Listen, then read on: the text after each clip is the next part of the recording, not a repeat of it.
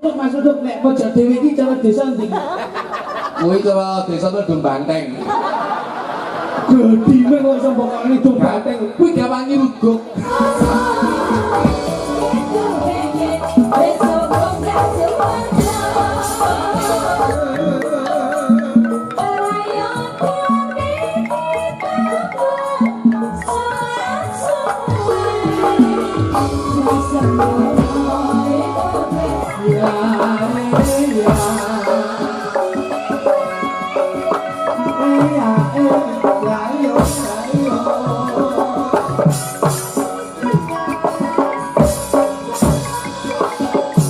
Di ngadeg Mbak. Goleke sing rada langsing wae, Pak. Sing demo enek sing kakek tanggapan ning ngomongan mangan tok ora kontrol ke MBG. Sing iki, Pak. Pak, kaya kene nyuruh wong Mbak. Niki Bari-bari sing itu dhewe ya. Enggak, enggak pamit. Aku itu dhewe. Hei, nipakmu kidul dhewe iki lho. Iki ngerti nek hawa. Ya Mbak Mita, Mbak Wija karo Mbak sapa iki? Papat ngadeg. Japadon ngalongso Zamane Yo. urip pancen nanggal. Kudune ra usah ngomel. Ati kudu tetep nyambut gawe karo seneng. Ora toyo sang yen bisa yo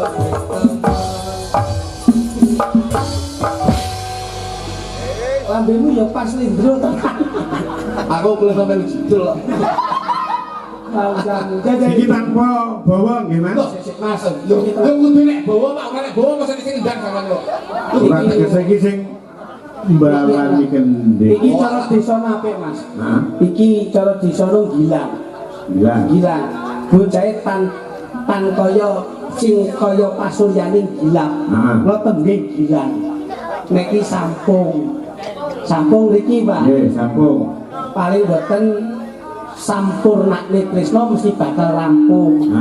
Nek niki paling boten sumarata. Kok semua. Nggih, sumsume akeh mesti bakal rata. Oh iya. Nek niki paling boten nek delok niki jetis. Wis. Nggih. Angger dipijet mesti bakal nitis. Mas Uduk nek pojok dhewe iki cara desa ndi? Kuwi cara desa Dum Banteng. Gedine kok iso mbokani Dum Banteng. Kuwi gawangi ruguk. Jale pepeling jale. Ya. Langsung buka soto ketipung. Dados ya. Ini dok, iki dok.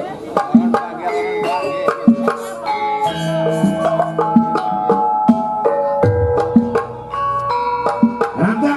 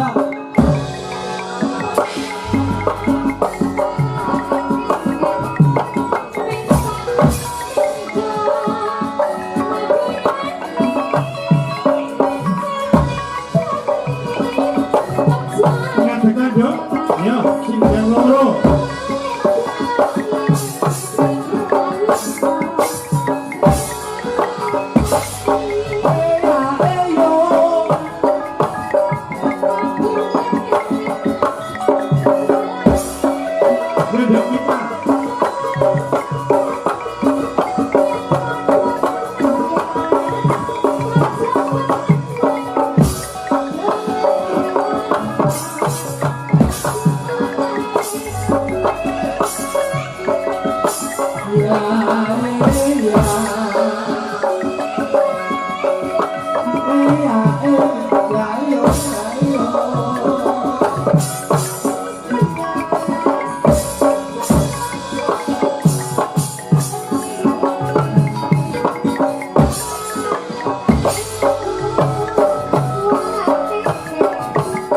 Pundutan saking Bapak Mulyono Bantarangin Sukoroto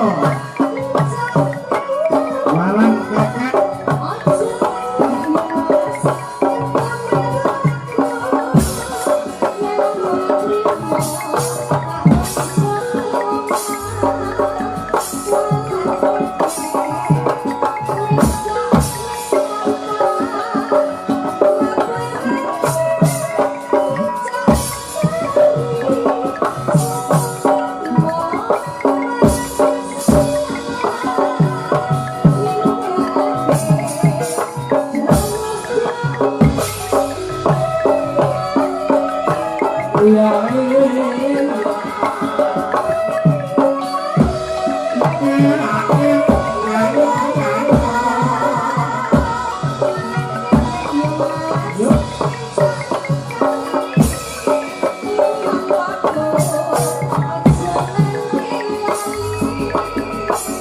kapal api, kapal udara, kapal selam, paling titiran, bukan pamit, bukan saudara, siapa malah jadi pikiran.